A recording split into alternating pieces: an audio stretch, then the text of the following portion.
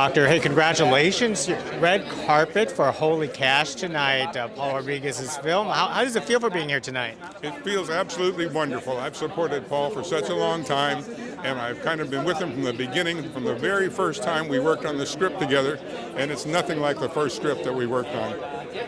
Now, I understand that you have an interesting story with Paul. Could you tell us about that story? Oh, yeah. Well, what happened one night, we were watching a movie over at my house in the bedroom, and it was about midnight.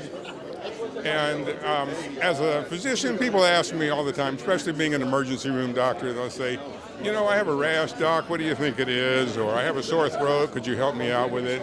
And most of the things people ask me about are very simple. Yeah. And Paul started talking about some symptoms that are very classic of a heart attack. And he said, I've got heartburn. And he thought really he was having an ulcer attack. Oh, wow. And he said, you know, I've noticed that I'm short of breath when I walk, and my chest starts to hurt. But if I sit down, the shortness of breath goes away and the chest pain goes away. And so I said, oh my goodness, Paul, that doesn't sound like heartburn. That sounds like your heart. So we ended up going down to the emergency room, and they kept him there. Actually, it was quite a story because this was right during the time of COVID. Really? And they did a coronary angiogram on him, you know, a dye study of his arteries around his heart, and he had 4 blockages. And that was very serious, and they couldn't use balloons to open these up. They were going to have to do surgery. Yeah. Open heart surgery.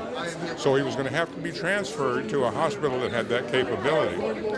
And the problem was that the other hospital that was going to take him wouldn't take him unless he had a negative COVID test. And the hospital that we were in would not do a COVID test because they stopped doing them at noon, and this was about dinner time.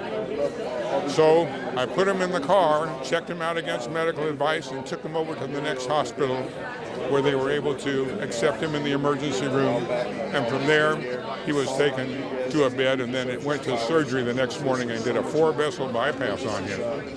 It was quite a story. And then, of course, being a doctor, I had the ability to get up and see him. I couldn't, even his son, that was just desperate to see him, couldn't even come up to see him. So I would take pictures. Oh, sorry. Yeah, go ahead. I would take pictures of Paul in the bed, and Paul was giving me a thumbs up.